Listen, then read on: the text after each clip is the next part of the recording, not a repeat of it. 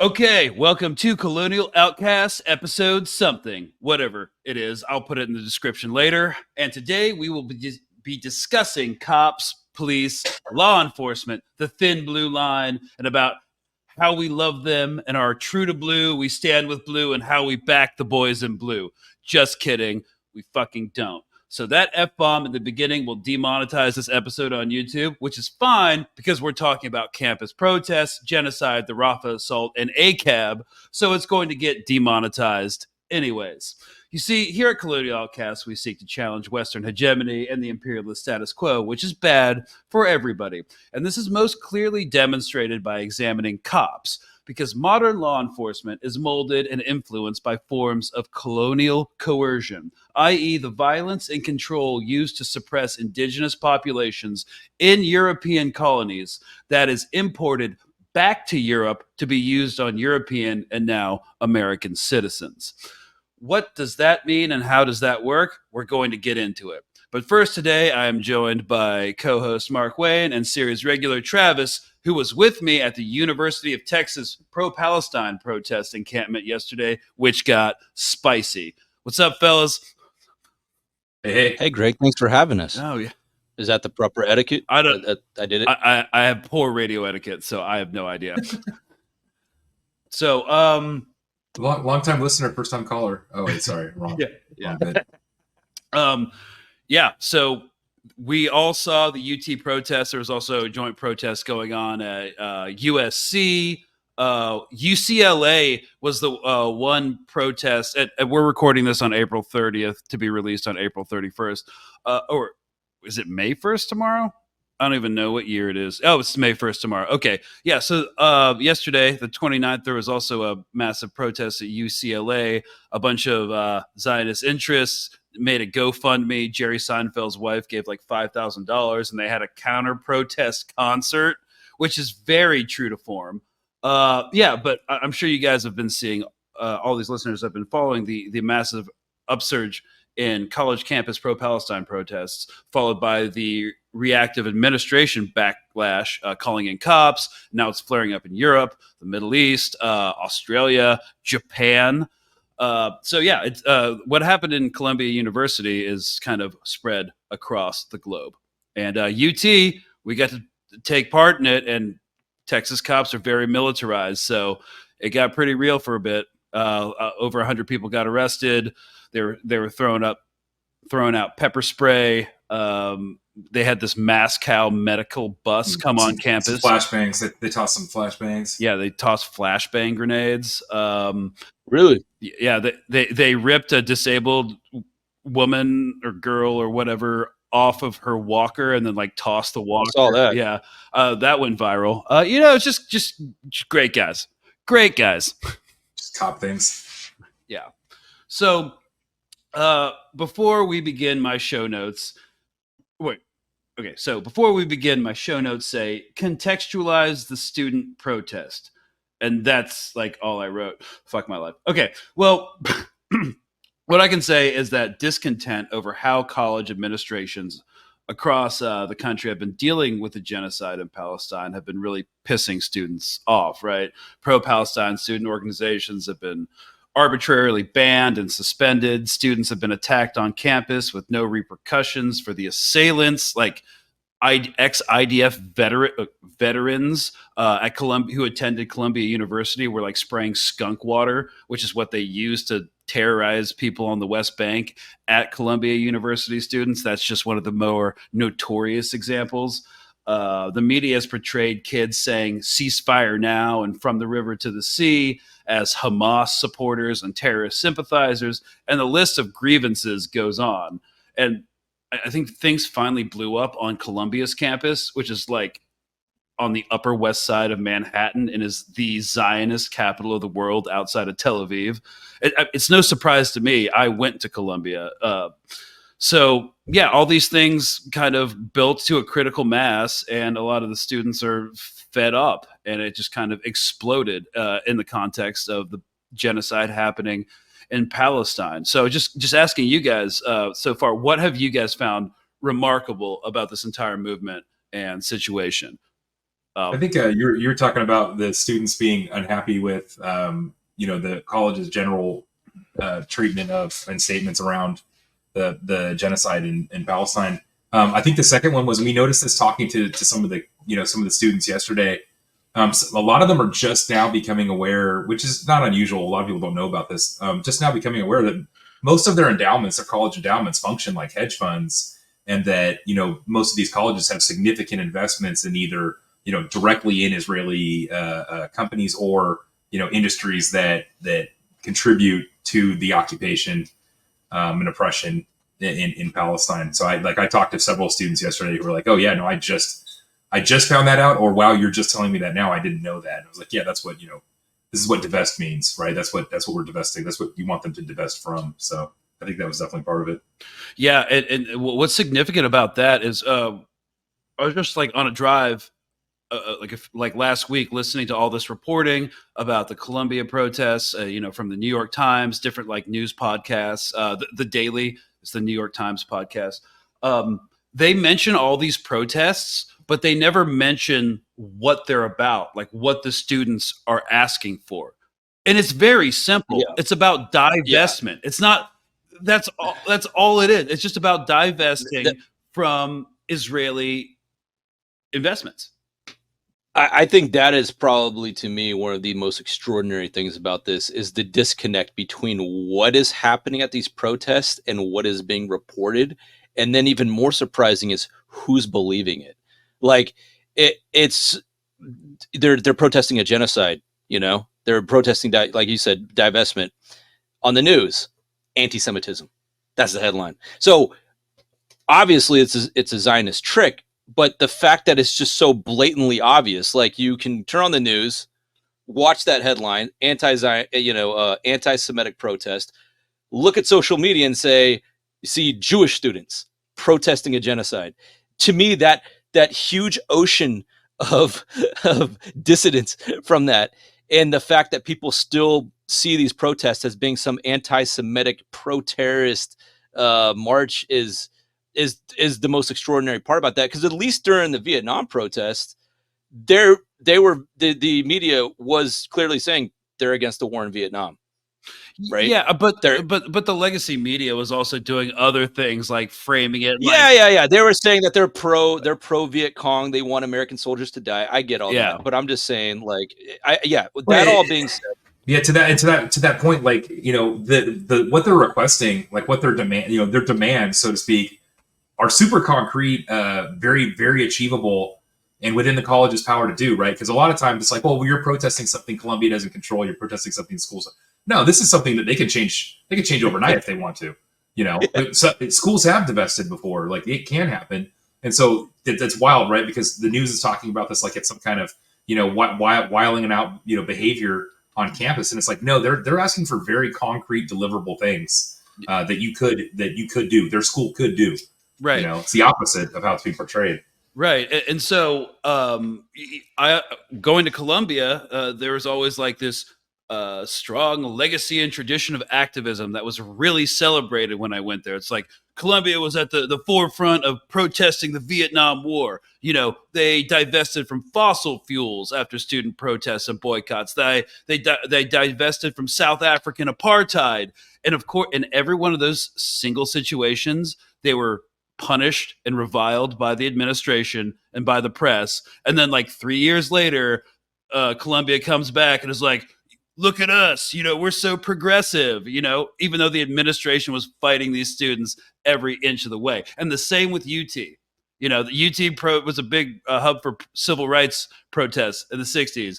And the students got like crushed by the administration, and then UT, uses that as like a recruiting thing when you go on tours. And, they talk about the South Lawn, about, the protests held in the South Lawn, which we were there yesterday watching cops beat the shit out of liberal arts majors.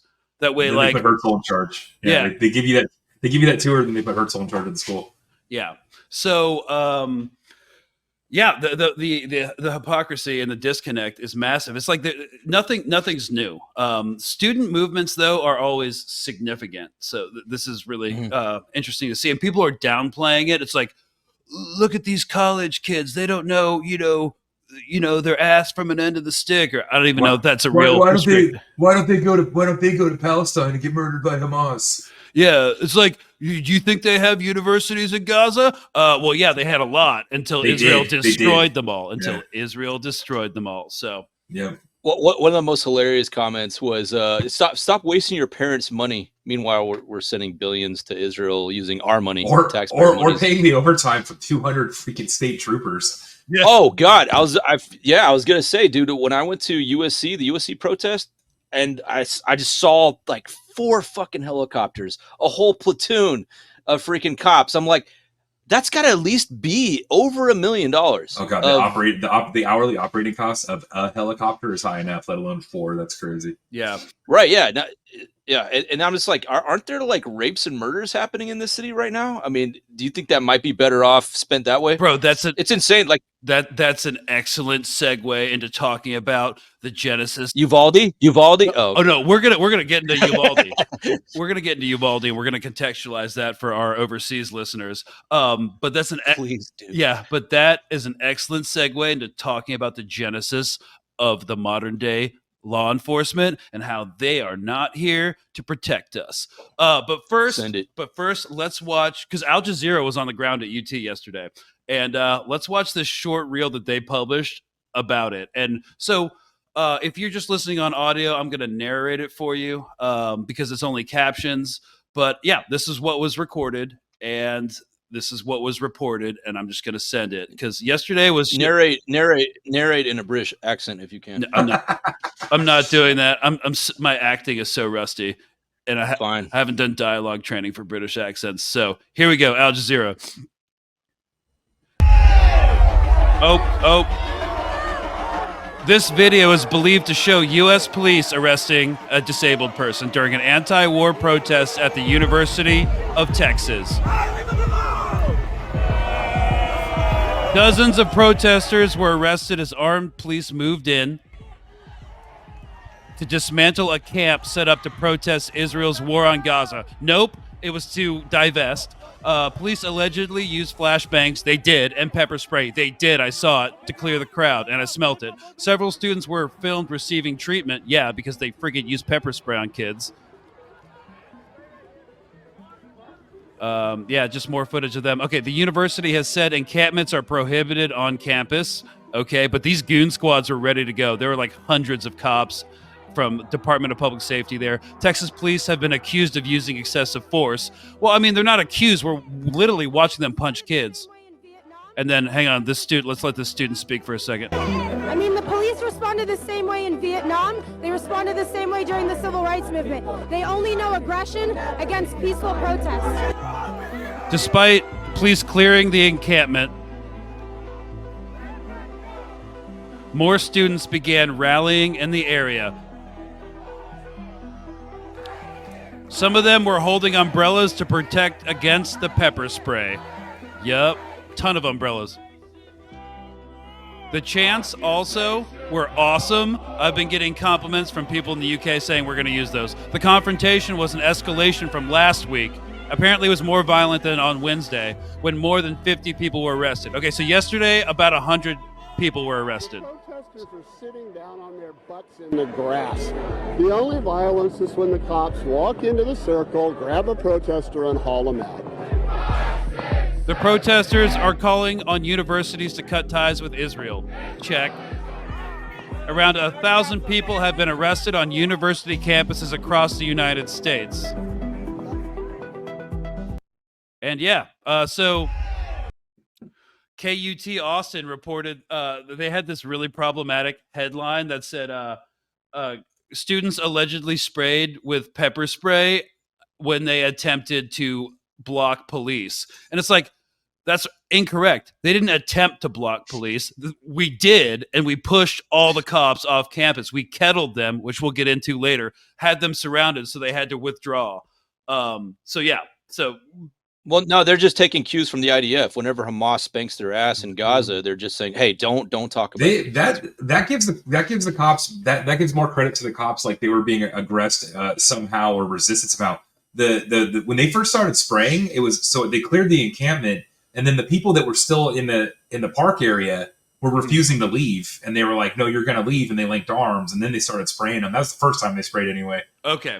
That I saw. But yeah, to your point, Greg, and then they marched them all the way off campus. They would push them back to an area. They would set up a little cordon, and then this was at this point it was mostly APD, and then you could see APD be like, "All right, I think we should probably back up some more." And then they'd move back again, and then the students just kept doing that, and then ran them all the way off school grounds.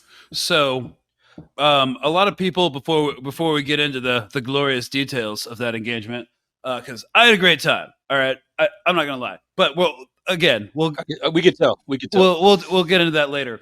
I wanted to talk about a lot of this stark police violence, about how everybody's saying things like the only violence that is ever perpetrated, or the 99% of the violence that is perpetrated at these protests is done by police. I mean, it's true. So I wanted to introduce into the discourse this idea of the term, the Imperial Boomerang.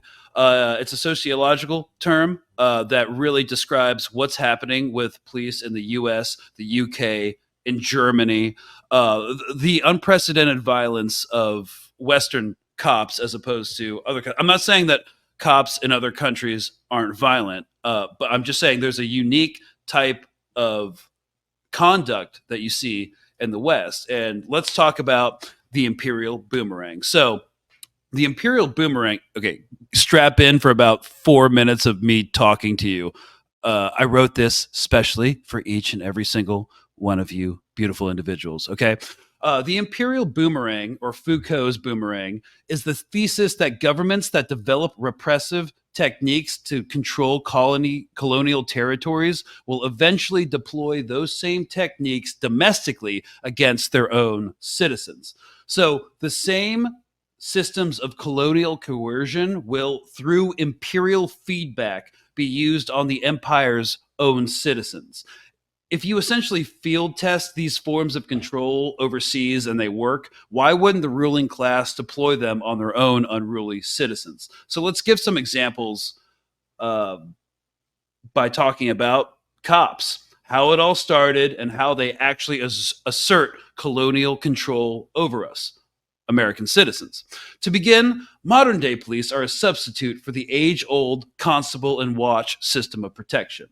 A constable was a public officer, usually of a town or township, responsible for keeping the peace and for minor judicial duties, like executing warrants for a local justice of the peace.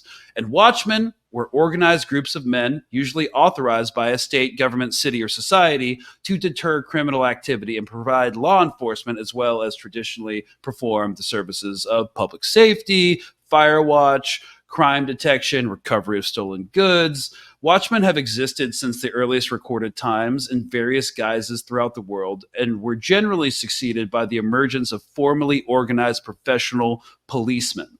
In the 18th century, law enforcement and policing was left entirely to local initiative, right?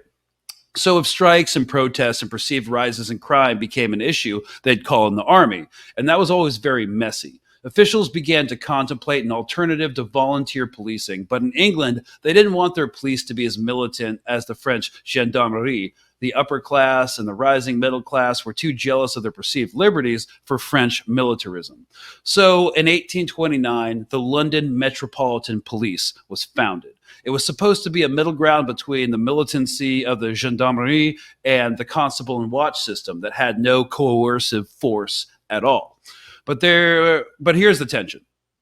Even though the civic police was crafted as an alternative to martial law, it was nevertheless militarized from the outset. And the police borrowed less from the military per se, but more from colonial forms of control. Sir Robert Peel, who founded the London Metropolitan Police, had colonial experience, serving essentially as Northern Ireland's regional governor for a time, and developed forms of colonial coercion that he brought to the London police. He took forms of coercion from the Dublin Metropolitan Police in Ireland, which was essentially an armed counterinsurgency force responsible for punishing crime, dealing with public disorder and uprisings. But just like any colonial project, the line between crime and uprising is never clear. They're always bleeding together.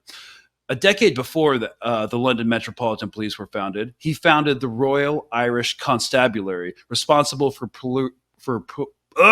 policing rural districts in Ireland. It was composed of army veterans, used military rank structure. They carried carbines and were housed in barracks and patrolled designated precincts.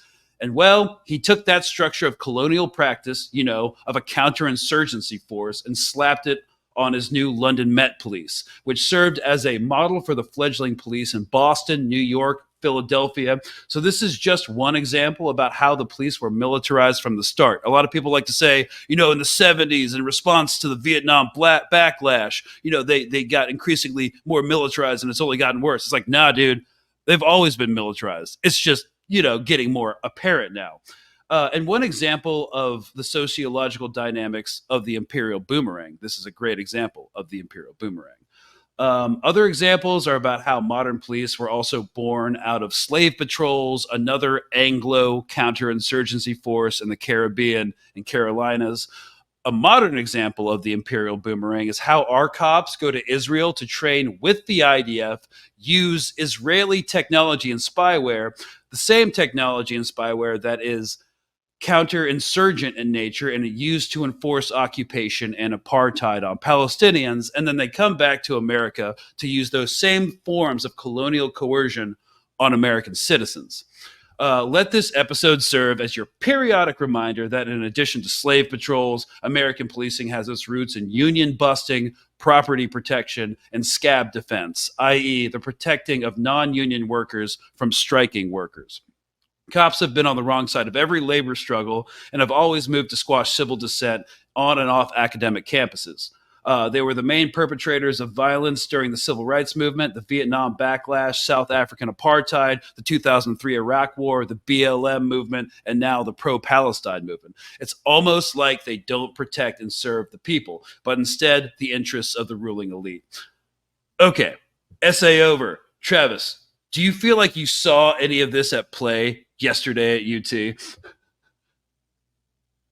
Yeah, I mean, if cops had anything to do with protecting, personal rights or freedoms or the individual or anything remotely like that, they wouldn't be in there yanking college students at a peaceful protest off a field violently.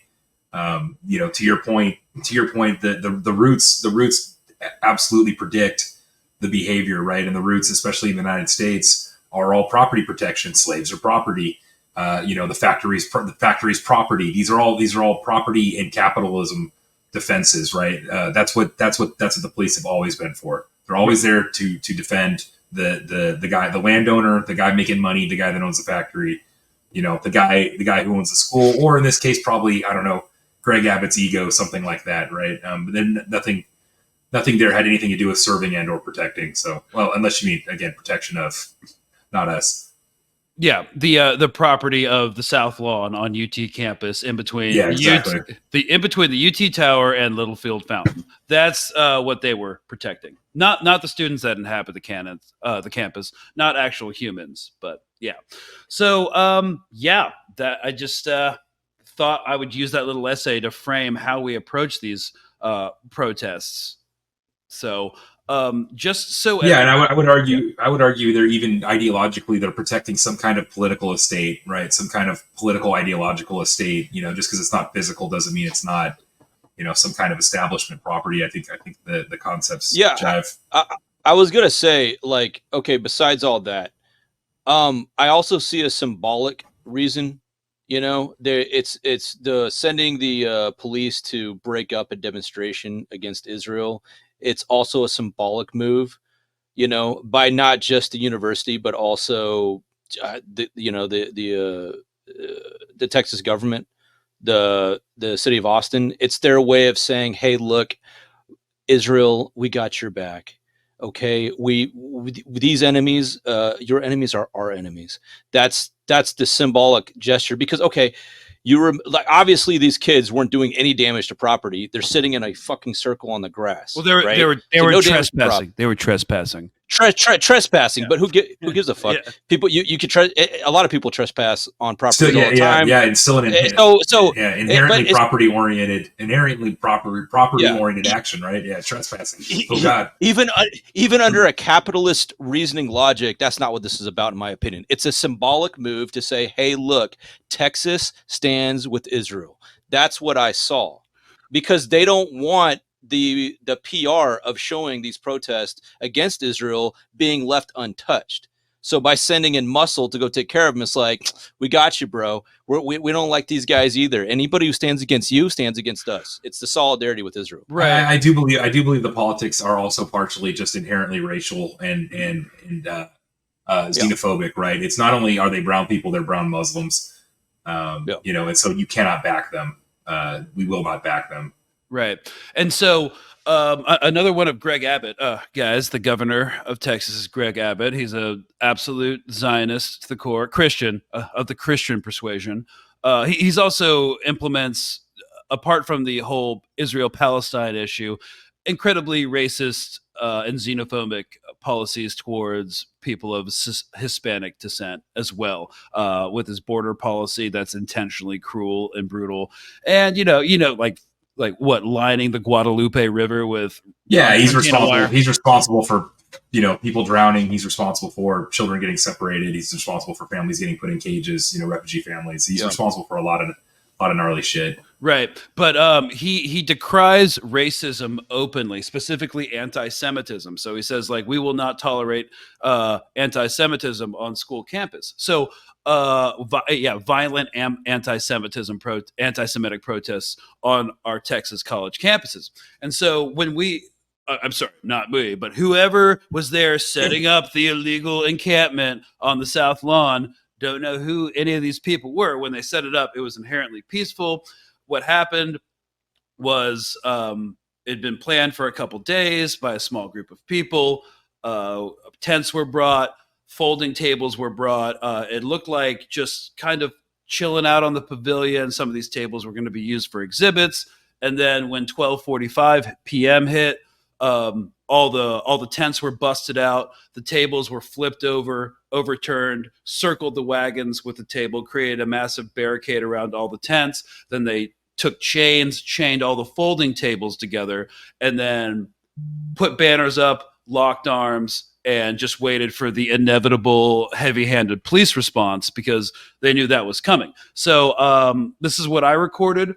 From when the encampment was set up, about 12:47, and the police hadn't been on site. There was a couple cops on site at this time, but it took DPS, the Department of Public Safety, like all those state troopers with the huge nightsticks, like about an hour to respond.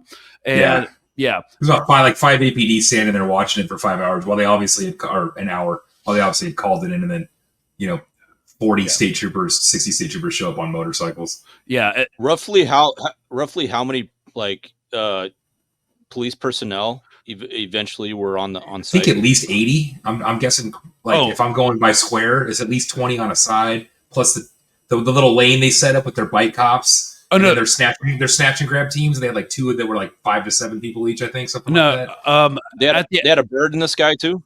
No, not that I saw. No, but really, no, but there were at least 200 cops on site. They had a lot more than were on the. I'm talking about the ones on the lawn. Sorry, there's obviously a lot more in support. Yeah, so this is how it began, and I'll narrate again if you're just listening.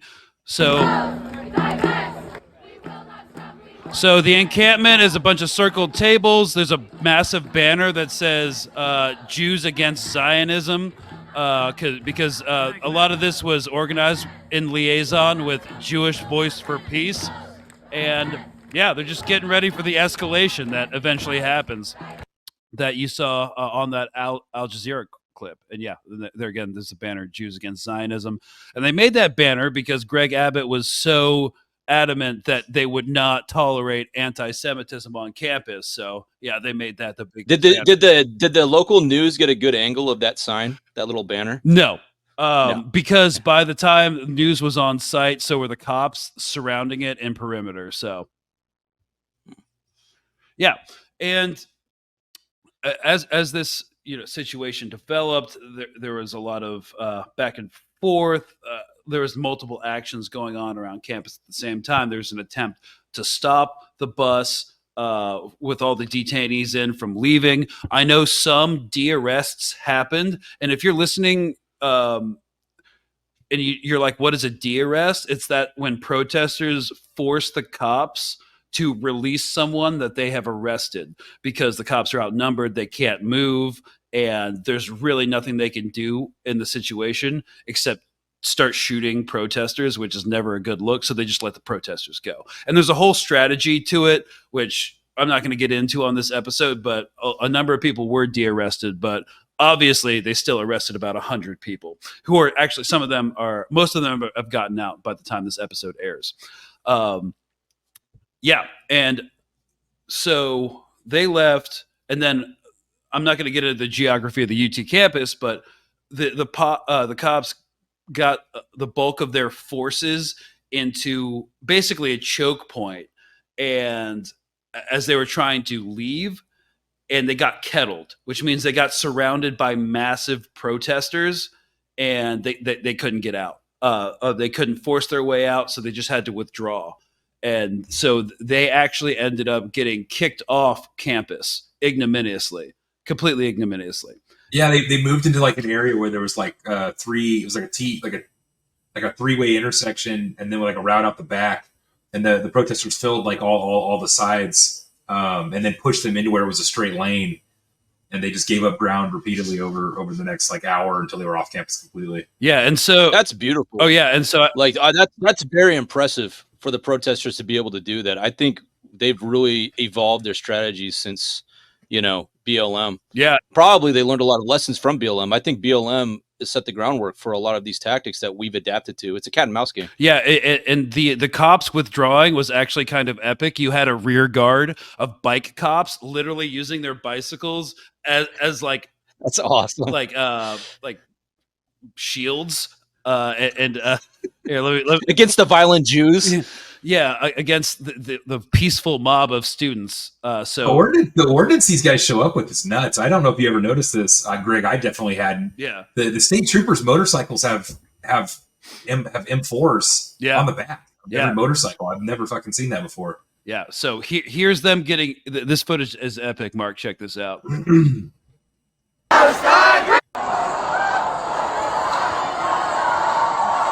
So that's a tiny line of cops.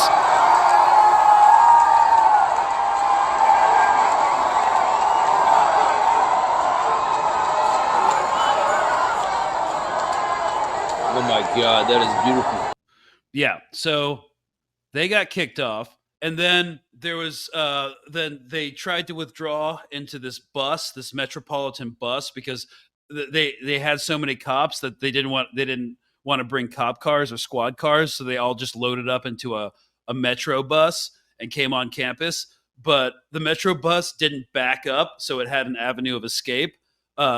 So basically, it wasn't facing in a direction where it could freaking exfil. Yeah, efficiently. So we surrounded this bus full of like 40 cops, and it was backing. It had to go in reverse out of the university campus, and it took them like 20 minutes. And so like a freaking 9-point turn going on. Yeah, and so I have no idea who is chanting right now. I don't know whose voice this is, but here's a video of that. I'm just showing it now before we get into. I also want you to notice that the bus says the bus is flashing out of service the whole time, which is hilarious. Yeah, and before we get into the bulk of this discussion, I just want to play it. You fascists! Fuck you, fascists! Fuck you, fascists! Fuck you, fascists! No idea who that is. Yeah, guys, that bus is full of cops, and they're trying to leave. Man, that guy's sweaty. And they're also fascists.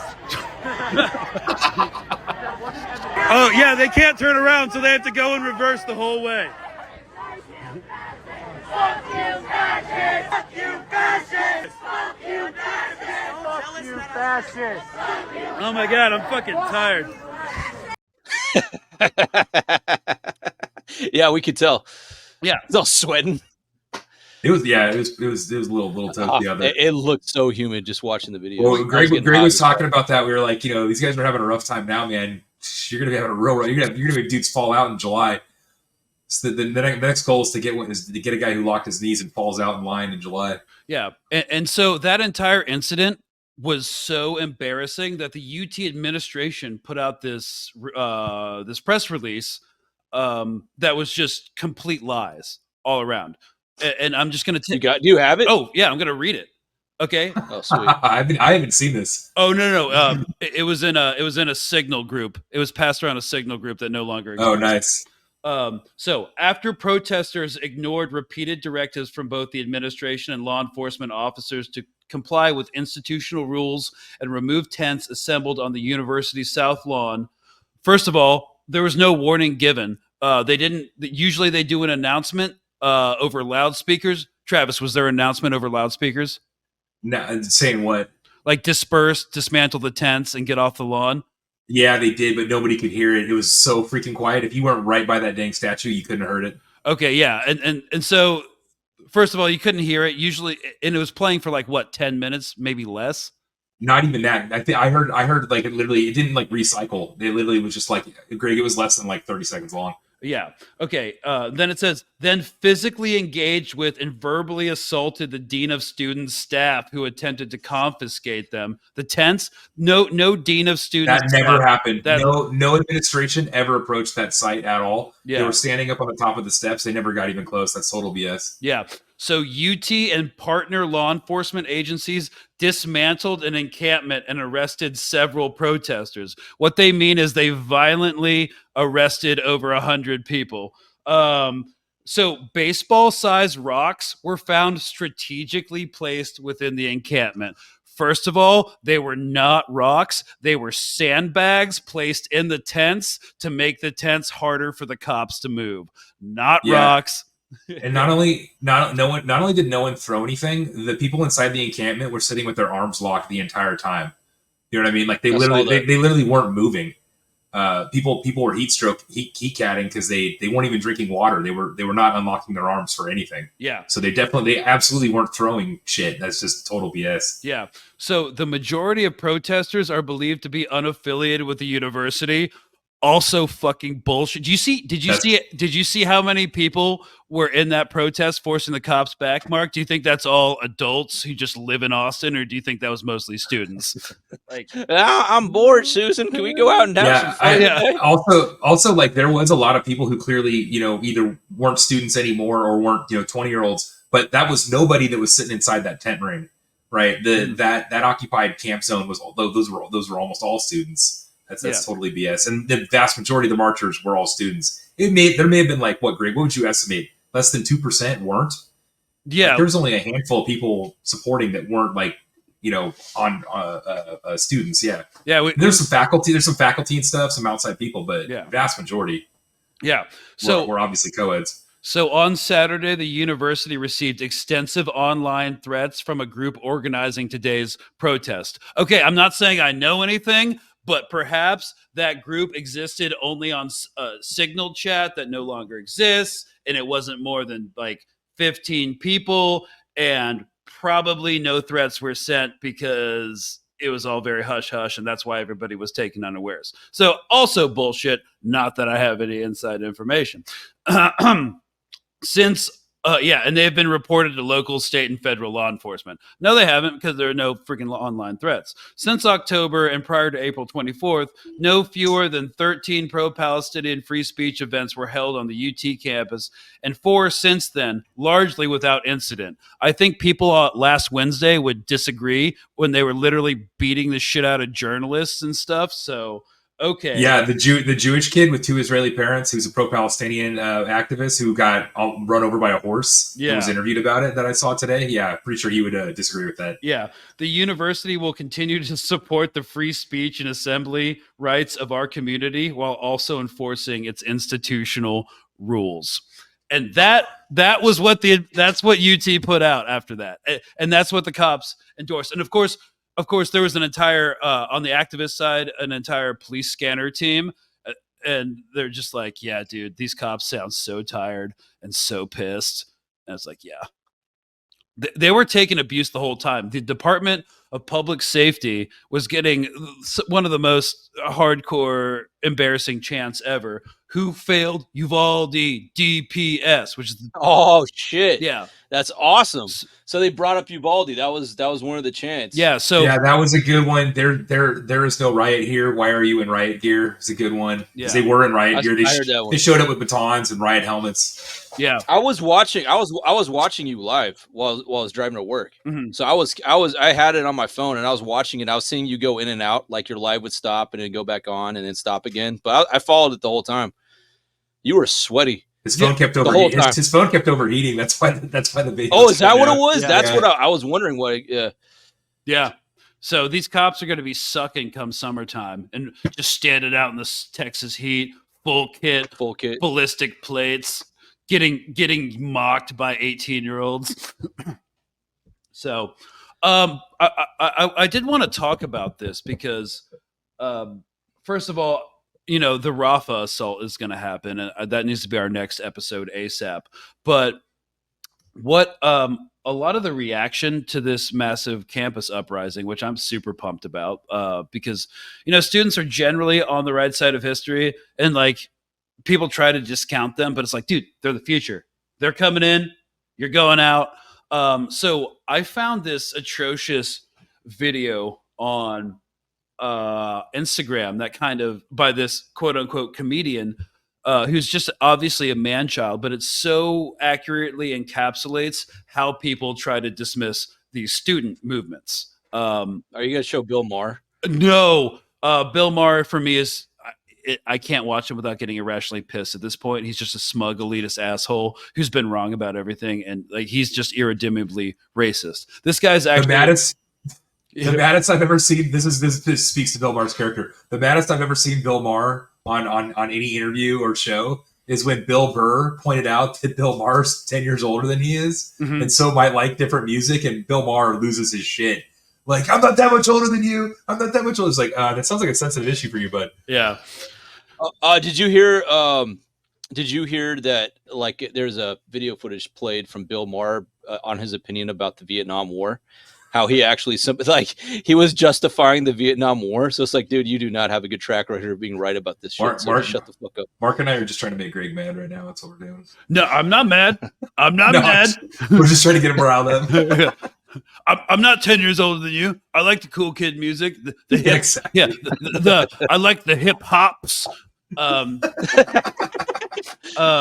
So yeah, listen to this douche, bro. It's in microcosm how every older person is trying to discredit these students. And I'm going to interject a couple times in here. So let's check him out. For those of you listening, this dude is, if you hear background noise, that's this man-child riding a skateboard as he films the video. He's got rave glasses on, a hat, and like a neon-colored backpack with both straps across his shoulders. Okay, let's go. 1966, Mao Zedong used an army of college students to carry out his Cultural Revolution. Over the next 10 years, they killed as many as 2 million people and imprisoned even more. The goal was to rid the country of people who weren't loyal communists and loyal to Mao. He was able to convince college kids to commit these atrocities because they're the dumbest adults. And it's not their fault, they just became adults, but they don't know how adults treat other adults and how adults can manipulate other adults. And because they have nothing and have done nothing with their life so far, they're very vulnerable to people telling them they're important and powerful. Just listen to this one college kid from just the other day. We're living out the values that we were taught in our studies here. You see, not even thinking for herself, just blindly doing what she was taught. That's why we use them to fight our wars, and you can't be president till you're 35. Oh, sick, bro. You own those kids. I am so confused by what he was saying. Well, we should unpack it because I've been seeing this. Which one of those people looks like an adult to you? Yeah.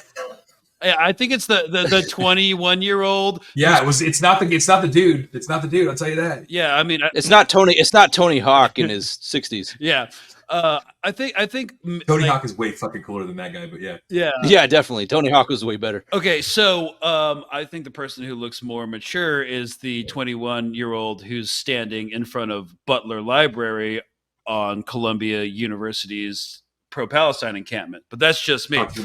Talking about values. Yeah, okay, exactly. So if we unpack this, he brings up the student revolution and Maoist China. And I've also seen other people bring up other student revolutions, like the Bolshevik Revolution. And I'm like, dude, why are you comparing these things, taking completely out of its cultural and historical context, and frigging overlaying them onto the American political landscape? Like, what? Like, how does your mind work, bro? What the fuck? Well, the question is like, okay, what protest is worthy enough for you? So he brought up the Mao protest and whatnot, the student protest that led into the Mao regime. Okay, what about the Vietnam protest? What about the protest against the war in Iraq, the war in Afghanistan? All those other protests were okay. Like, yeah, what's the civil rights? Man, that was what a terrible massacre. That wait no.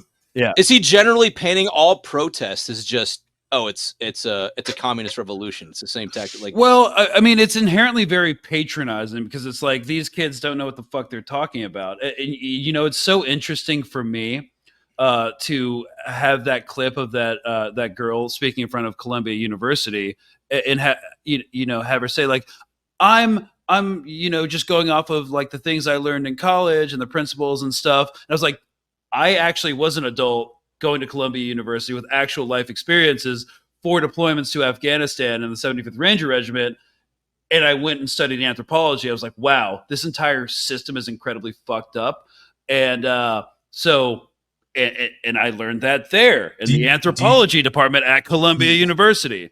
Do you think that same guy has any problem with early 20-somethings making life or death calls in combat zones? Because that totally never happens. Yeah, no. What? Yeah, you know what I'm saying? He's got a problem with the calls my 22-year-old E5s are making. Bet he doesn't. No, he actually says explicitly in that video, that's why they fight our wars for us, and you can't be president until you're 35. Oh. Okay. You know the sentiment that he's expressing. I believe that groundwork was laid by Glenn Beck when he was constantly fear mongering and telling people that all the protest, any social activism is because of like some type of communist influence. Mm-hmm. Remember the days of Glenn Beck at the chalkboard? And he's explaining that's what that is. He's a student of Glenn Beck. I can even tell you that right off the bat. Don't even have to know the guy. I can tell you that he was following every episode of Glenn Beck. Mark Levin, type, yeah. Yeah, but Mark Levin, Michael Savage, all those fuckers. Yeah. But it's just so incredibly like patronizing too. I mean, I said this like 2 minutes ago. It's like these kids like can't make decisions for themselves. They can't interpret the world. I mean, I made some dumbass calls when I was in my early 20s. Okay, but I was also dealing with my own shit. But like, if you look within the historical context of student movements, they're always significant and they're overwhelmingly on the right side of history. And this is what I call selective brostery, history, where they pick out one example that didn't work out so well. And they're like, see, you got, and it's always against anything that could be labeled leftist or progressive. Yeah, I just want to point out that the guy currently leading the genocide is 74 years old. And how old is the guy writing the checks and sending the bombs? 80 something? Yeah. Okay. Yeah.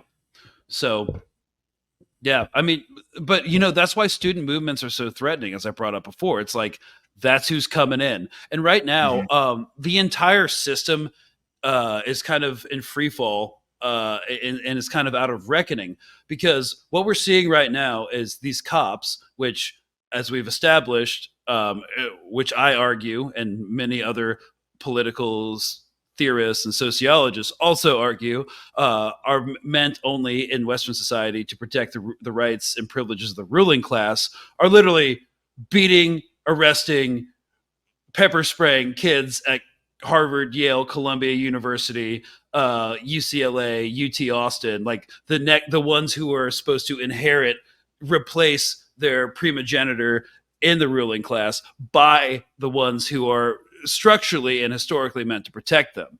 So this since you put that out there at the beginning, Greg, I've been racking my brain trying to think of a society where that is not the case, and I can't think of one. They do that in every single case I can think of. They're there to protect money, power, and government systems. That's it. Yeah, and so now the ones the ones that the children of the ones that they're supposed to protect, who will inherit their family position in the ruling class, so that we can call it reductively, are actively being alienated to the police force itself, and to more broadly to this system of global Western imperialism that's being exemplified in microcosm in the Israel-Palestine conflict. So it's an inflection point. I mean, it's big, man. And so today or last night at Columbia University, where the flashpoint for where all of this happened, the students were threatened with, if you don't get off the lawn and stop occupying the lawn, you will not receive your graduation certificate. So what did they do? They broke down the encampment and they took Hamilton Hall. They occupied Hamilton Hall, the building, which is a faculty building, which is on the quad right across from the lawn. And they're holed up there. They stole police barricades, and they're so the cops are going to have to lay siege, and it's totally freaking awesome. And also, this is actually what they did during Vietnam and during the Civil Rights Movement and during apartheid, South African apartheid. They occupied Hamilton Hall. So this is just, it's a long tradition of this. And I don't know how all these freaking geezers, how all these media people don't recognize that. They refuse to recognize any of it. And it's all about divestment, because that's what it was about before. In Vietnam, it was about divesting from like defense contractors. During apartheid, it was about divesting from South Africa. And now it's about divesting from Israel. So the disconnect, it's like you're talking all this shit about these kids, but who's the real dumbass here?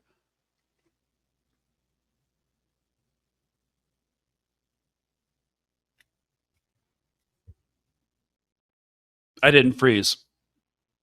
Well, no, I was assuming that question was rhetorical. Did you really want me to answer that? I mean, you can. So, obviously, I don't think they're dumbasses. I think they know exactly what they're doing. I think they're just trying to convince the old fucks at home who are watching this shit and believing it. Like mind you, like the demographics who are believing this narrative are older, sitting at home in a chair still watching cable. They don't even know how to use their fucking phone. They don't even know how to download an app. So when they're sitting at home and they hear a Fox News reporter talking about how these are pro-Hamas terrorist supporters, anti-Semitic, they're sitting in their fucking old, worn out reclining chairs, like, oh my God, this country's being taken over.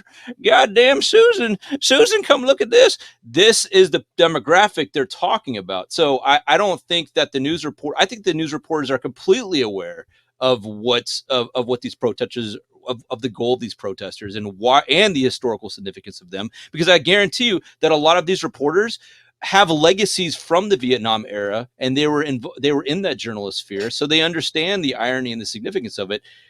But they're working for the system, so they have to do it. There is no group that has been a bigger disappointment to me this entire time since October than our own media.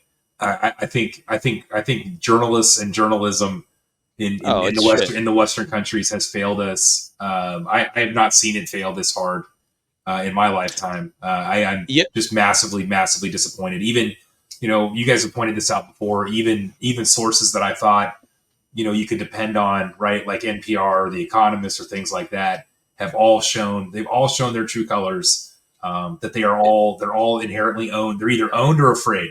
They're in one of two camps. And I'll tell you what, I have no use for journalists that are owned or afraid, because it's the kind of bullshit that they put on TV. They watch the same thing that we watched, you were at in LA, that we were at at UT Austin. They watch the same thing we watch, and they put out some bullshit on the news about, this is anti-Semitic as well. It was like, the fuck, dude, you were standing next to me with a camera. Like, how are you saying that? Yeah.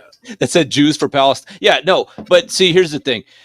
You don't have to go too far to realize why. It's like, we're surprised that all these media companies are all towing the line for Israel.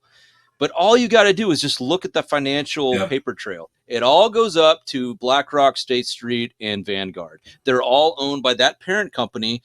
you branch out, they're all owned by it. So why would a company, report against its own interests? It's simply not going to happen. And honestly, whose fault is it? It's our fault. It's our fault as Americans that we slept on this this monopolization that's been taking these mergers that's been happening and mergers been happening. It's all been happening and we've been sleeping on it. So we're all of a sudden surprised that all the media companies are all towing the line. It's on paper. It's literally financial. Yeah, record, to my knowledge, the consolidation started in the 60s, I think. And then one of the biggest consolidations was in the cable news era, which is our parents' news era.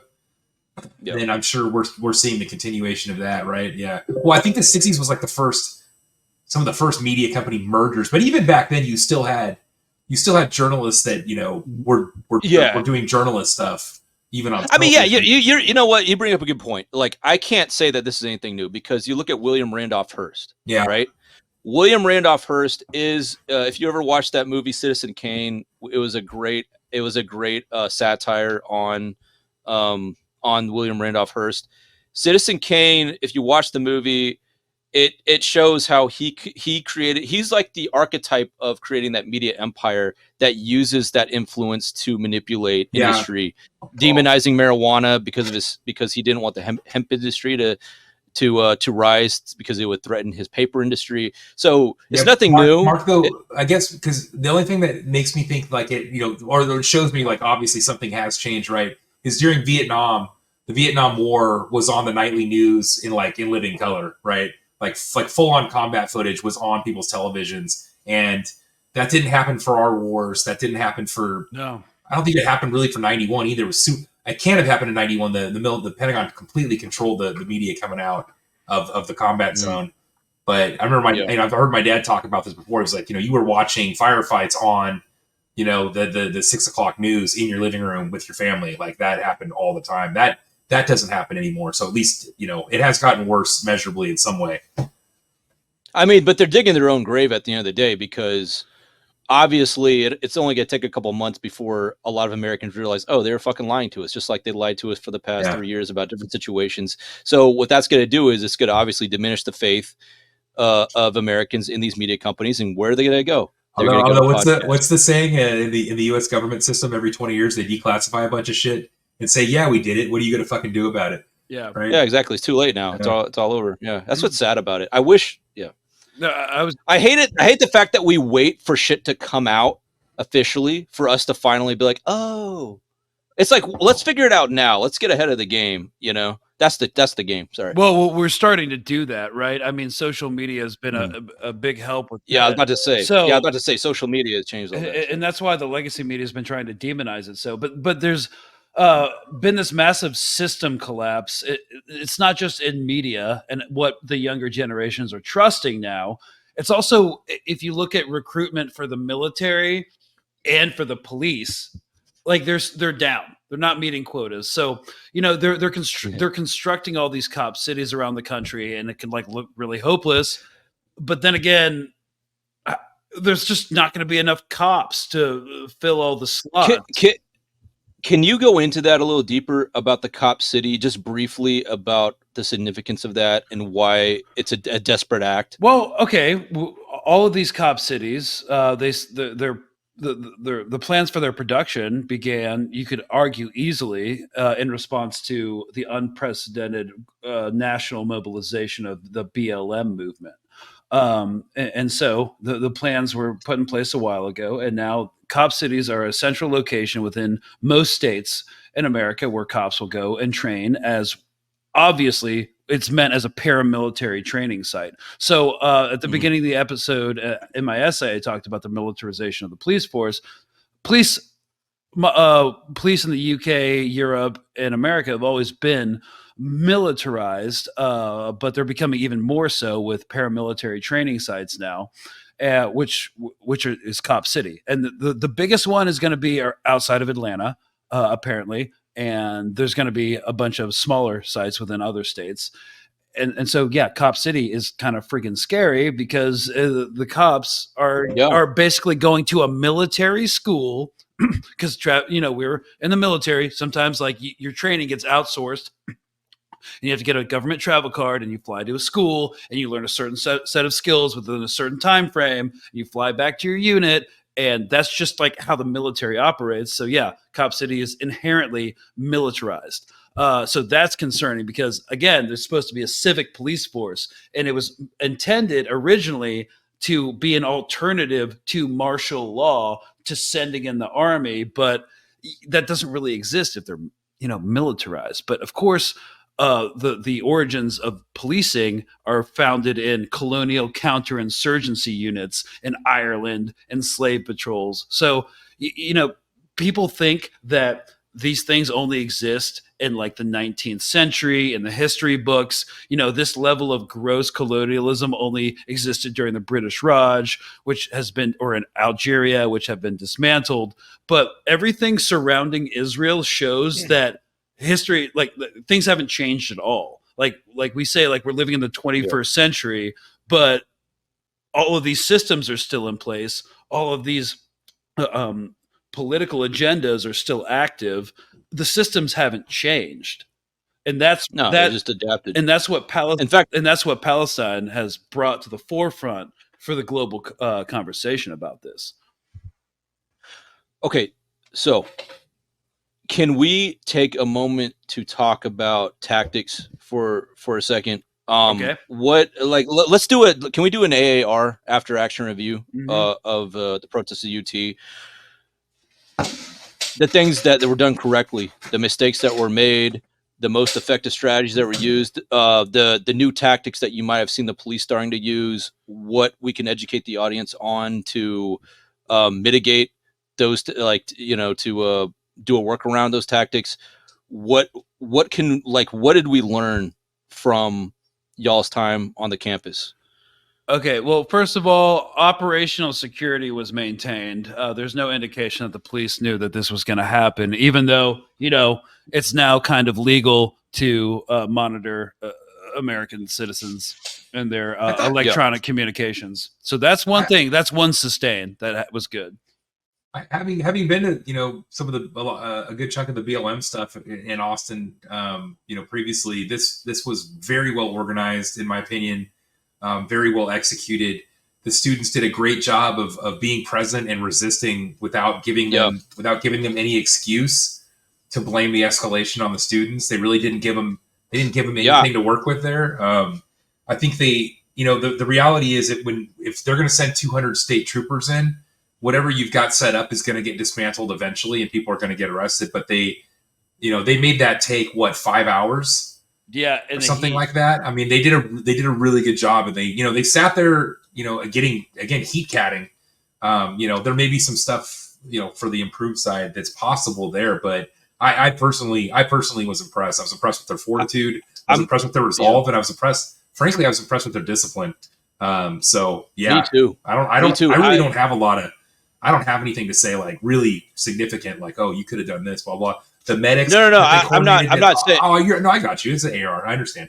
I was about to say, like, I was extremely impressed after, especially seeing that footage that he played, that the one where you saw the small police line getting pushed back. Yeah, I am extremely impressed with them. I do want to touch on like what these protesters need to start doing for themselves. I just want to point out. I want to point out the bravery too, Mark, real quick, just because. Yeah. From our background, that kind of confrontation is not that abnormal. I think from our background, those kind of situations aren't that abnormal to us. Most of us have been in, similarly hairy situations. I saw students who this was clearly, they looked like they were right out of high school. Some of them. Outweighed by 150 pounds, against state troopers who some of those guys, are gigantic. I'm gigantic, but these state troopers were, a lot of them were pretty big. They're on roids.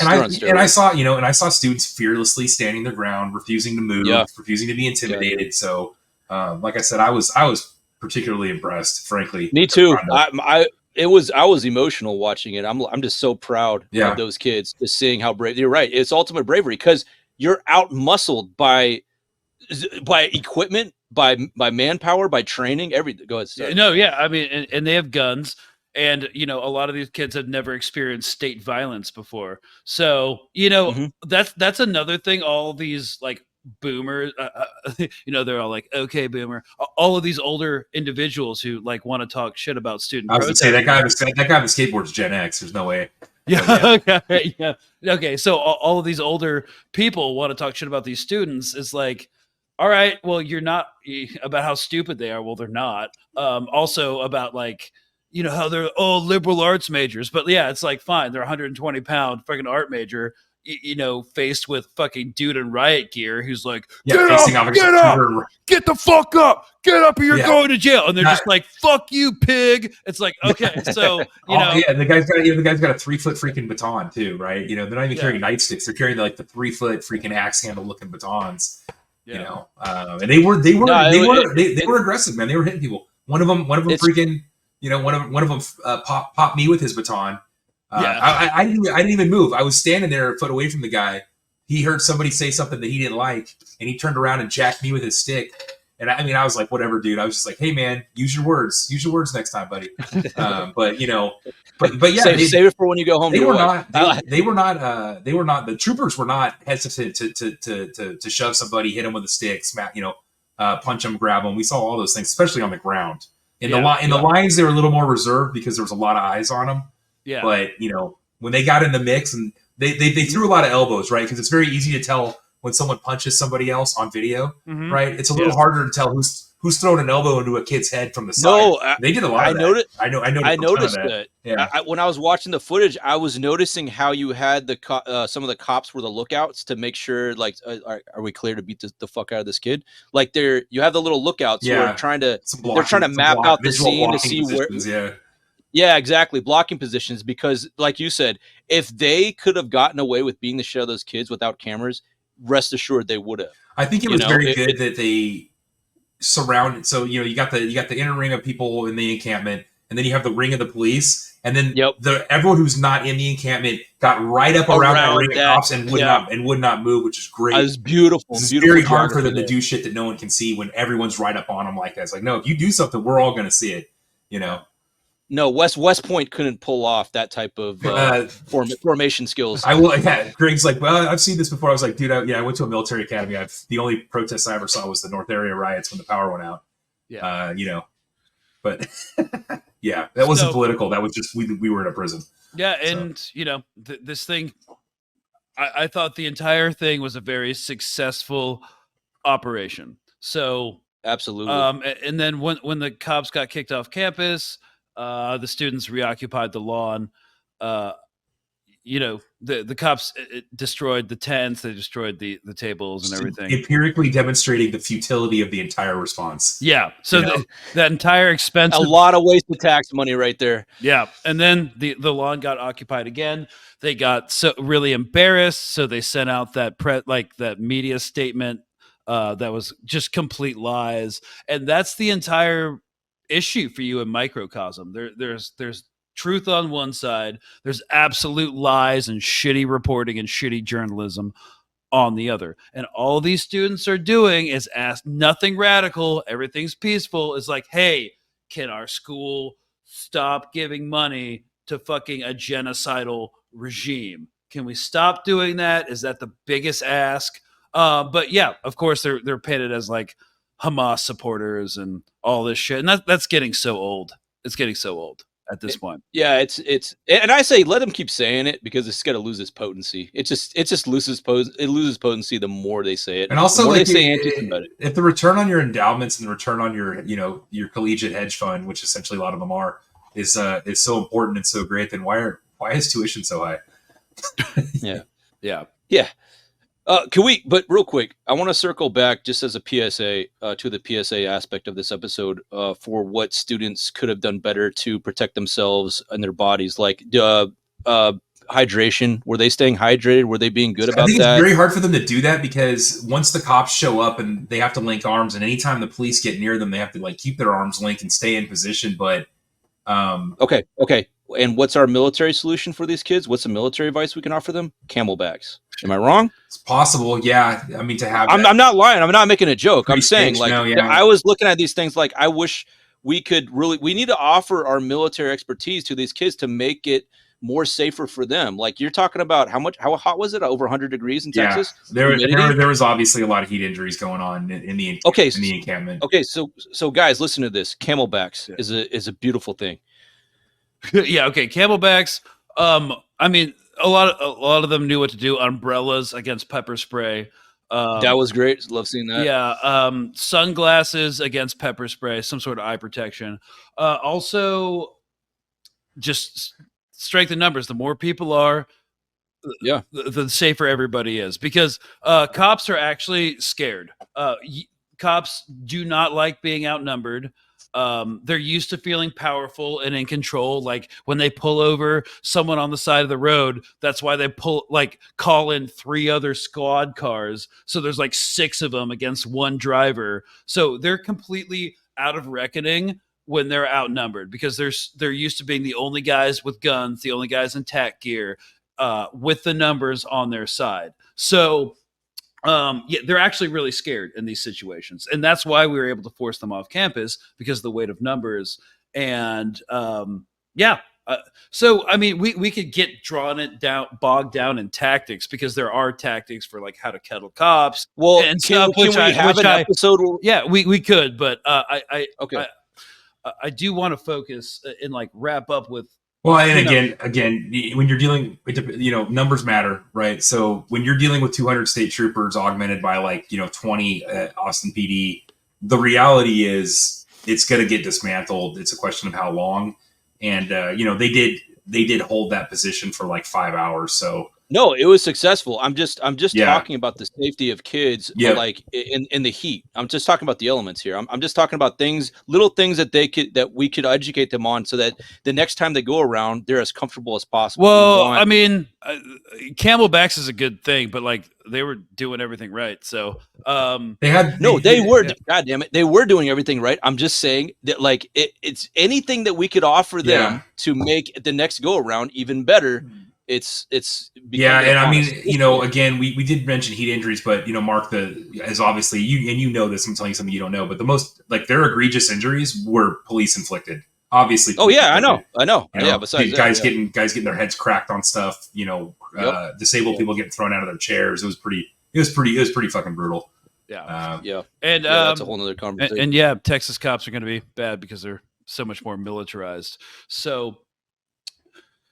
Yeah, I think that BLM was a great testing ground for a lot of this. I've been seeing stuff on Instagram about how to, as I said, kettle cops, how to protect themselves, how to not get trapped into limiting terrain that they can't escape from, and cops can surround them, because at that point cops won't let you escape. They'll just start saying like, get out of here, but you can't leave, and they'll just arrest everybody once you are kettled by cops. So it's just like there's just different tactics like that we can get into. I do think that's a good general statement, Greg. It's one of the few things I did notice. Nothing happened because of it, but I remember at certain points we were in essentially a big long alley shaped road, with a lot of people and a lot of police on one end.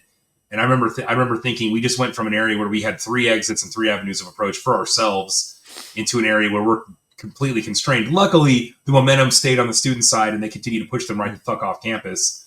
But those are things that you need to think about. Like if they push on me, where could I go if I need to move sideways or backwards? Can I? But the situational awareness looked to me pretty damn good. I will say also, we won't talk about how, but the communication was pretty damn good too. Word was getting, people would coalesce in one spot where they were needed, and then come back and coalesce in the other spot when they were needed there. So. Yeah. And so I think going forward, I would like to say that administrations would know better than to call in the fucking goon squad. But as we're speaking right now, the NYPD is coming onto Columbia campus en masse, like hundreds of NYPD tonight, to surround and lay siege to Hamilton Hall. Like, if you're not watching on video, like that is an insane amount of cops. Can you announce the handle that you're showing? It's that guy, YKRE Born. Yeah, wow, there's 100. That's like 500 cops easily. Okay. So yeah, just rank and file. Fascists love their All eyes on that formation. one. Yeah, so they're there to protect the property and administration, and not anyone's right to free speech. And I do want to eventually. Half the professors are with the students anyway. Yeah, and there are some people that will argue that property destruction is actually still not inherently violent, but I think that's beyond the scope of this one. So I do hope that this was educational. We definitely did want to touch on the campus protests and the origins of the police, and the fact that it's imperial feedback. These cops go over. There's a liaison program between our police and the IDF. The IDF's entire purpose is to enforce occupation and apartheid on the Palestinians, and we're seeing a lot of the same things here. The entire premise and foundation of modern police in the Western world is based off of colonial systems of coercion, and nothing's changed. You can't argue that it has. I mean, you can say that they're body cams now, but Dude, does that really stop anything? Yeah. The worst import from Israel is not visible. The worst import from Israel is things like Pegasus being used against U.S. citizens. That's the absolute most dangerous escalation. The mobile eye, facial recognition, stuff like that. Like I've actually seen some of these companies, and I'm familiar with them. I used to work at General Motors. Using LiDAR and video, object recognition stuff is all part of self-driving car development, among other things. But it's obviously being applied in other areas. But the spy software to, initially, where did it go first? Just like you talked about, right? Where did it go first? For militarized uses against other third world countries or against other enemy governments. Then it was like, okay, now we're going to sell it to, third world governments to use, authoritarian governments to use against the people. And now it's like, oh yeah, now the West is using it too against its own people. Awesome. So it's exactly what you were talking about. But yeah, the scariest development is shit you can't see. It's reading your inbox right now. You don't even know it. So. Hey, all my fellow libertarians, you hearing that? That's where you at? Where you at? Not here. They're living in a trash pile in Bear City because they fired the waste department. Seriously, where the fuck are the libertarians, dude? When you need them, they're not anywhere. They're fucking. They scatter, dude, like cockroaches. Well, no. I mean, no. They're mostly like, why the fuck are we, giving all this money to Ukraine and Israel and all these other foreign aid packages? Like, we gave money to Iran, but like, they're not doing shit about it. So it's like, whatever, man. And they don't care about this police state that we're turning into. When it comes to Israel, it's like, oh no, it's okay. I mean, they do, but just not enough to like join the leftists. So. No, but you're forgetting. Well, you're forgetting the key plank why they don't do it. It's because libertarians still revere property. Oh, if there's one thing. Oh yeah. Libertarians still revere personal property, life, liberty, property. Right. That's their deal. Right. Well, here's the thing. Like, if there's any contribution I could have to any of these conversations is to at least be the bridge for conservative or for a fucking libertarians. I think there's a lot to link up with the left. Yeah, I mean, there's a lot of areas where you could cross over into that conservatives should be able to get onto. Most conservatives. So fucking many. Yeah.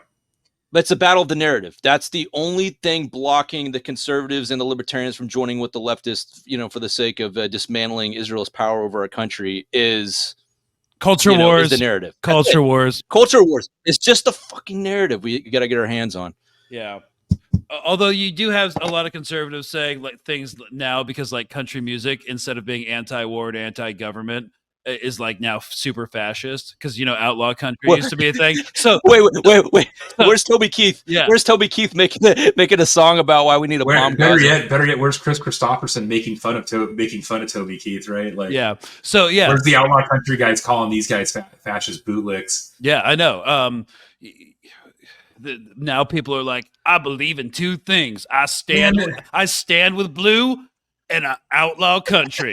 That's not how it works. Right? That's not. I mean, see, the CMT brand of country has always been trash. Nashville's always been trash. I'm sorry. That's why the Texas guys wouldn't go play there, right? Dude, the only country music I'll ever listen to is Johnny Cash. Yeah.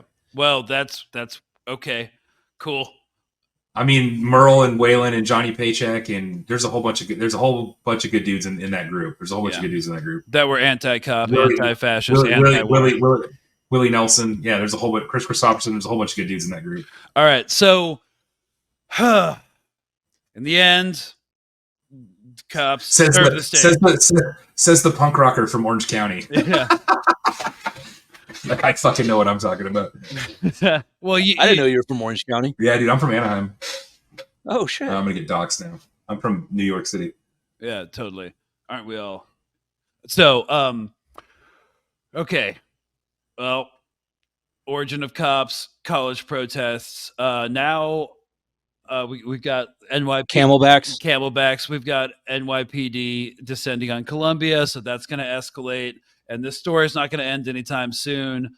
Cops serve the state. Also, the next big item that can't lose sight of, apparently this Rafa assault is going to happen. They're going to apparently establish, they have a vague operational plan of establishing checkpoints to separate women and children from men. Don't know where I've heard about that before. So that will be initiated soon. And I think that will be our next episode. Because what the fuck is that shit? Essentially. So, yeah. Well, yep. All eyes on Rafa. And of course, the one thing we can do in America to put political pressure on the administration and end all this insanity is to support these college protests and to expand upon them. So, hope y'all do that. And thanks, guys, for joining me for this chat. And shout out to the UT kids, man. Shout out to them. Brave motherfuckers. And see you next time for this fucking Rafa shit show. Signing off. Check you later.